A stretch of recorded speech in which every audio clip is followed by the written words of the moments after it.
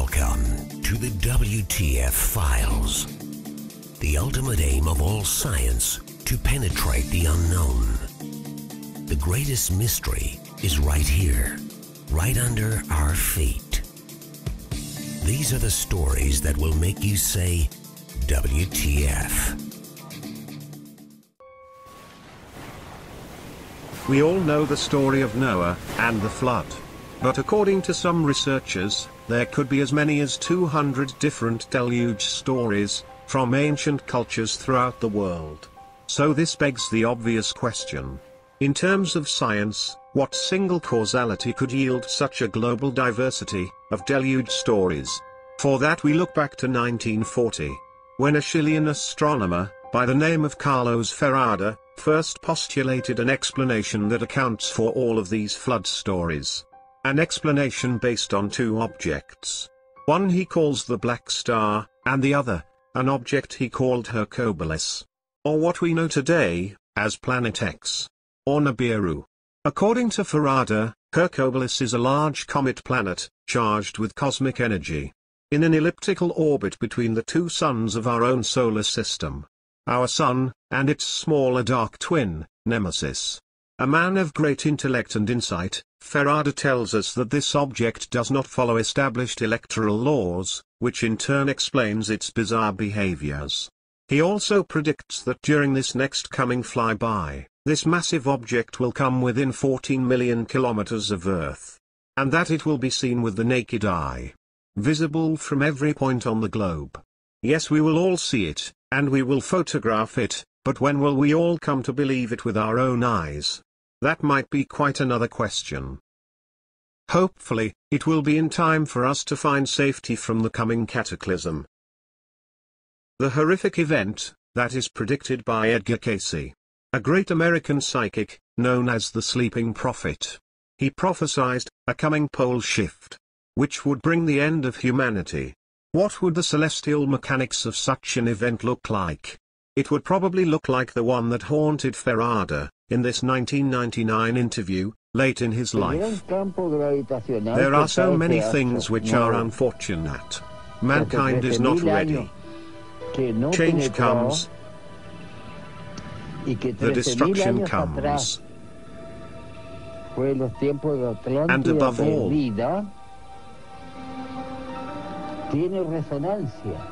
it will affect humanity in its existence, in its production, and in its own substance. Watching this interview with Ferrada, you can see the obvious pain of awareness, etched on his face. As we all learn more, we all now know the pain as well. The knowing of the horrific cataclysm to come. We know now, it will happen when these massive objects pass close enough to gain a lithosphere lock on the Earth, thereby pulling the skin of our planet around. This will cause the pole shift predicted by Edgar Cayce over 90 years ago. As with all journeys, they do have a beginning. And that beginning for us is the first dawn of awareness about what is to come. And for that, we go to the past. In 1940, a Chilean astronomer, by the name of Carlos Ferrada, first began talking about an object he called Hercules. Or what we know today as Planet X. Or Nibiru. But he also talked about not one, but two objects. Hercules is the same planet Zecharia Sitchin, author of The 12th Planet, describes as Nibiru. According to his translations of the ancient Sumerian texts. And according to Sitchin, it is 4 times the size of Earth. But of an even greater concern to us, is the Black Sun, as Ferrada calls it. A binary twin, to our own Sun. That is believed to be roughly 56 times the size of Earth. And it is the core object of a mini-constellation we call the Planet X system, which in turn orbits around our own Sun, much like a comet would. The small sun he referred to as the Black Sun is actually a brown dwarf star, known to present-day astronomers as Nemesis. Brown dwarfs are small protostars that lack the mass to sustain hydrogen fusion, like our Sun. Consequently they are very dark stars, and extremely difficult to find. That is why, they are also referred to as failed stars. In fact, the existence of brown dwarf stars wasn't even theorized until the 1960s. And back then they were initially called black dwarfs. It wasn't until 1988 before the first brown dwarf was discovered. The modern hunt for Planet X began with the deep space probes. Pioneer 10, launched in 1972. Pioneer 11, launched in 1973. These missions established the existence of something of substantial mass. Because whatever it was, it had significantly altered the trajectories of both probes. Then in 1983, the infrared astronomical satellite, IRIS, was launched to image that mass. According to NASA, IRIS failed before the mission could be completed. However, several government whistleblowers have since come forward to say IRIS had in fact imaged Planet X. It is also important to note that these whistleblowers are consistent with the news accounts of that time. Most notable was a New York Times article, published on January 30, 1983, which states, "More credence was given to the hypothesis that a brown dwarf star accounts for the mysterious force. Moreover, a brown dwarf in the neighborhood might not reflect enough light to be seen from far away," said Dr. John Anderson of the Jet Propulsion Laboratories in Pasadena, California. Thanks to the efforts of Dr. Robert S. Harrington, chief astronomer for the United States Naval Observatory, in October of the same year, he published a paper entitled, "The Location of Planet X." Here, you see Dr. Harrington being interviewed by Zecharia Sitchin, author of The 12th Planet, for a network documentary. In that interview, Dr. Harrington showed Sitchin an orbital diagram for the Planet X system. Interestingly enough, in this illustration, created by Dr. Harrington, we see the description and orbit of planet Nibiru, the very same planet that Sitchin maintains exist, according to his translations of the ancient Sumerian texts. It is likewise noteworthy that Harrington commissioned the construction of a special telescope for a Planet X sky survey, which was constructed in 1991, at the Black Birch Observatory, in New Zealand. The observations made were based on Harrington's own calculations, and the films were delivered directly to NASA, and never seen again. And in a matter of speaking, neither was Harrington. This courageous astronomer died on January 23, 1993, from a rapid onset of esophageal cancer. Many believed he was assassinated. It should be noted that following his mysterious death, the Planet X topic went dark in the mainstream media, because it had become a death topic. And with that, we now take a big step forward to the year 2006. The SPT, as it is commonly referred to, is a 10-meter in diameter telescope, located at the Edmondson Scott South Pole Station, in Antarctica. Simply put, it is the ideal infrared telescope location for observing anything rising up from the southern skies, like the Planet X system and its brown dwarf. The official reasons given for constructing this telescope in the most inhospitable region of the world sound noble, but in fact, do not justify the expense. In 2008, a whistleblower posted Planet X images, taken with the SPT, on YouTube, under the name Nibiru Shock 2012. Here, you see the images he posted in his video, that were captured by the SPT in January 2008. What we see is the strong infrared signature of a brown dwarf star, and between 5 to 7 planets in orbit around it. In this close-up, the brown dwarf has a tail. This can be attributed to the fact that Nemesis, the brown dwarf seen here in the center of the image, is surrounded by a massive dust disk. It would likely look similar to this animation. The problem this presents for us here on Earth is that at some point in the future, we will have to pass through this dust disk. According to Zecharia Sitchin's translations of the ancient Sumerian texts, Nibiru is the size of 4 Earths.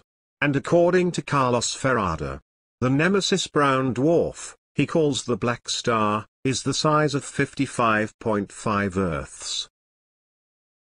So in terms of a pole shift event, where the gravitational force of Nibiru and Nemesis gain a lithosphere lock on our planet, these forces will pull the skin of our planet around and rip them apart. In a 2008 Project Camelot interview, government whistleblower Bob Dean announced that our worst fears would be realized during this coming flyby of Planet X. He claims the Earth would be on the wrong side of the Sun, as the Planet X system begins its downward track back into the farthest reaches of our solar system. No doubt astronomer Carlos Ferrada saw this as well, when he predicted that during this coming flyby, Nibiru will come within 14 million kilometers of the Earth, much closer than its last passing. Consequently, the pole shift as envisioned by Carlos Ferrada, and predicted by Edgar Cayce, will happen for the very reason given by whistleblower Bob Dean, that the Earth is simply going to be at the wrong place, at the wrong time. The coming event will indeed be a real tribulation for all of humankind. First will come increased seismic displacement of the Earth's crusts, which is already happening now in 2019. Followed by increased volcanism, which also is already happening worldwide. Then, there will be the deep impact events that many of our modern astronomers and scientists are warning us about on all the science news websites. Soon after, we will see the magnetic forces of Nibiru and Nemesis as they gain a lithosphere lock on Earth, which will start to pull the skin of our planet around the globe, rearranging the continents as we know them today. There can be no doubt, the Earth's poles will shift, just as they have done thousands of times before. This will not be the first or last time they do. But, history has proven one thing: life will continue. When Nemesis does cross the ecliptic, on its outward leg to the furthest reaches of our solar system, at this point both Nemesis and Nibiru will be in opposition to Earth. And that is when the combined magnetic forces begin to pull on the lithosphere of our planet, thereby causing a pole shift, in which every major body of water will come out of its basin. All coastal communities will be affected by this event when it happens. During this time, we will see both Nemesis and Nibiru. There will also be catastrophic interactions between our Sun and both Nemesis and Nibiru, resulting in catastrophic solar storms, which will scorch the surface of our planet. This will be a time when we will need to take refuge below the ground.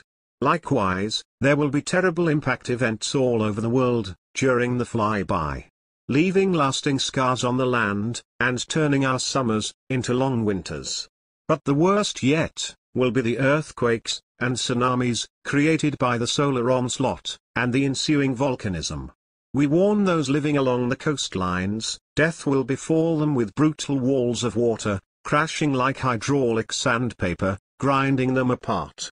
Then will come the knockout punch. A catastrophic pole shift, flipping everything upside down, which will be as harsh for those living under the ground, in the safety of their bunkers, as it will be for those living on the surface. For those who survive this flyby, will start to sort themselves out. Mother Nature will wash clean these new lands with powerful rains. And in time, life will come back to the barren wastelands. Life will continue.